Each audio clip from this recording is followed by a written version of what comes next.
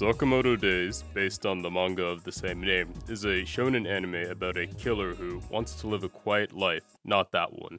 The show follows the main character, Taro Sakamoto, a retired assassin who now lives a happy life with his family, and after giving up the murder business, manages a convenience store in Japan. But it would seem that there are still a few skeletons in his closet he has to deal with, as both old and new enemies surface to threaten his stable, shopkeeping life. In case you didn't know, I'm Inviso, and this is Medianalysis. Here we go. The show starts off with an assassin killing a bunch of guys in suits before he eventually gives it all up once he finds a woman to marry and live a normal life with. And now he works at the same store that he met his wife at. His old partner, named Shin, who can read minds, shows up at his store and begs him to come back, but Sakamoto says no. And since he said no, Shin goes to the store next day to kill him. It doesn't happen. When Shin reports to his boss that he couldn't kill Sakamoto, his boss then tries to have him killed, but he and Sakamoto stop them all with no effort whatsoever. Shin and Sakamoto go into Chinatown the next day, and after a random woman ruins Sakamoto's food that he planned on getting for his family, he, Shin, and the woman, whose name is Lu Xiaotong, incapacitate some random goons and make a run for it. During this, two new hitmen have been tasked with finding and eliminating Shin and Sakamoto before apprehending the woman.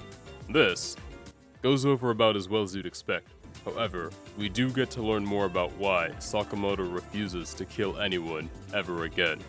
After arguing about where to put the soap, a Sakamoto doppelganger shows up, but it turns out that it's an old hitman friend of Sakamoto's named Nagamo, who has the ability to shapeshift, and he informed the shopkeepers that there is a bounty on Sakamoto's head.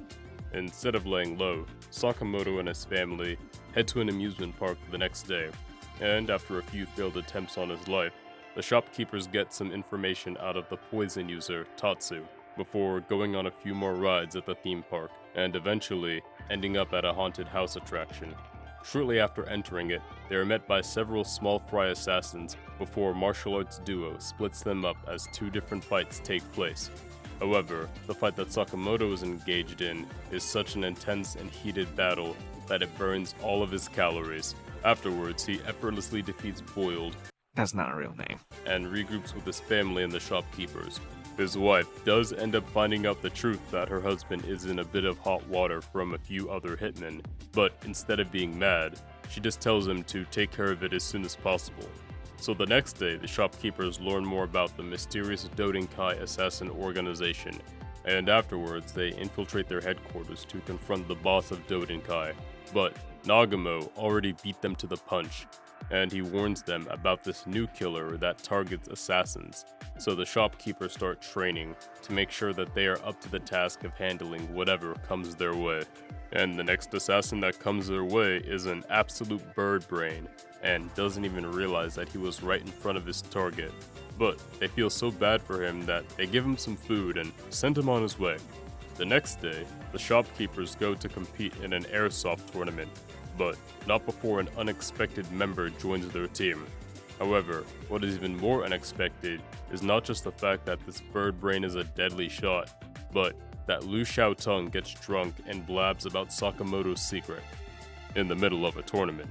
Now, Shin and Sakamoto need to avoid the paint bullets and the real bullets of a ricochet sniper.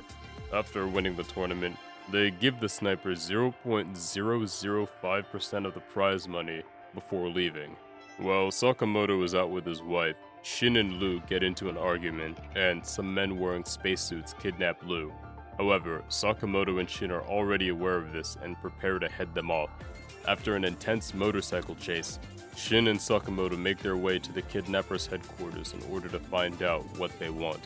But while the two of them are fighting a man with pins and needles, two other assassins from the same group that Nagamo is a part of make their way inside the secret laboratory headquarters as well. So it turns out that Shin got his clairvoyant mind-reading abilities by waking up in the middle of the night and drinking some knot juice from a beaker, and everyone in the lab hated him for the fact that he could read their minds and also couldn't turn it off. After this, some members of the Order engage in combat with Mr. Reindeer, That's not a real name.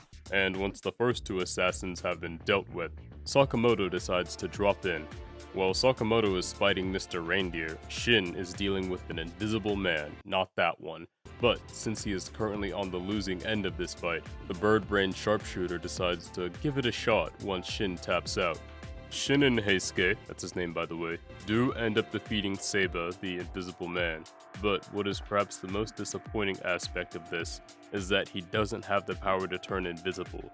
He just wears a special suit that makes him invisible. Shin then leads an effort to save everyone from the collapsing laboratory and runs into X, aka Slur. That's not a real name. Feeling worn out from all the hijinks at the laboratory, Sakamoto, the shopkeepers, and his family decide to go to a bathhouse, but in classic Sakamoto Days fashion, there is an enemy assassin just around the corner at every turn. Literally. It's funny, with all the antics that occur in this episode, it felt like I was watching Sakamoto Desu Ga and not Sakamoto Days.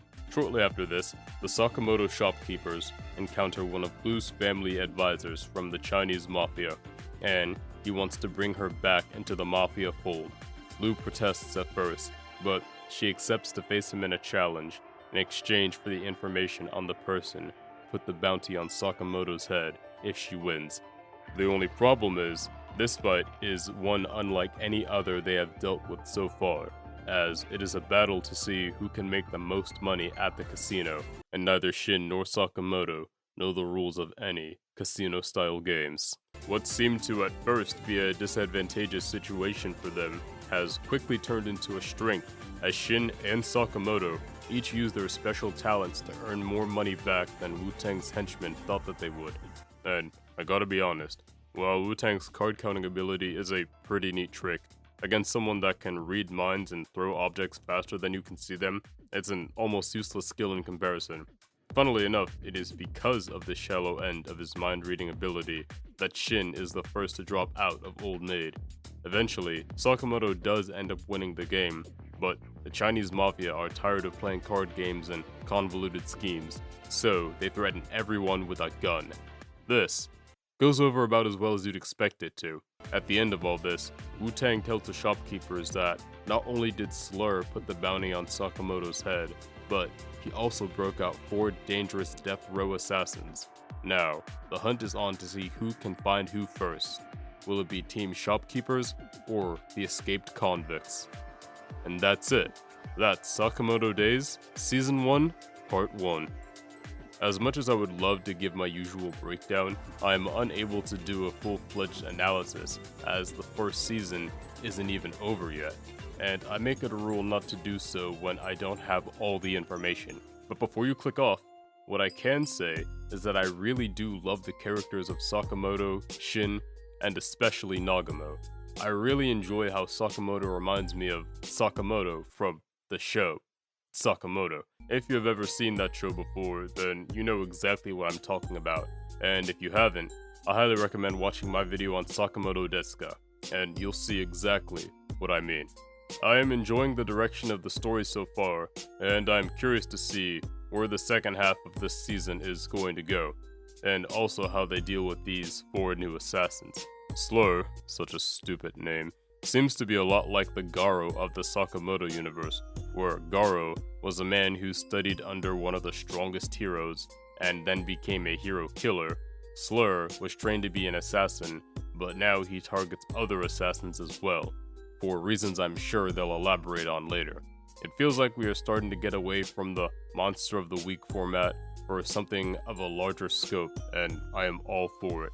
I am looking forward to seeing it all come together in the second half. I enjoy a good bit of slice of life with my anime, and I feel like this show does a great job at balancing its action, humor, and resonance with the audience as a whole.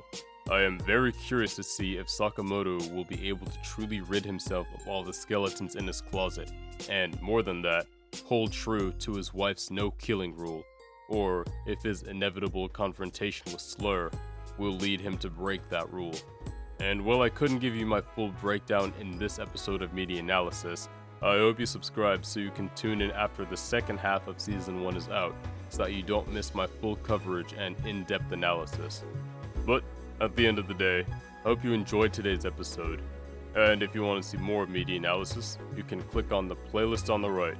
Or, if you just want to see my most recent video, you can check out this video on the left. However, that's where I'm gonna leave off for now. Thank you for staying until the end of the video, and a big thank you to all 1,383 people who bought tickets to the Inviso show. Tell me what you thought of this video, and what you want to see me talk about next time. But, until that next time arrives, I'm Inviso, and that's all for my spill. Like, comment, hit subscribe. I look forward to when. I'll see you next time.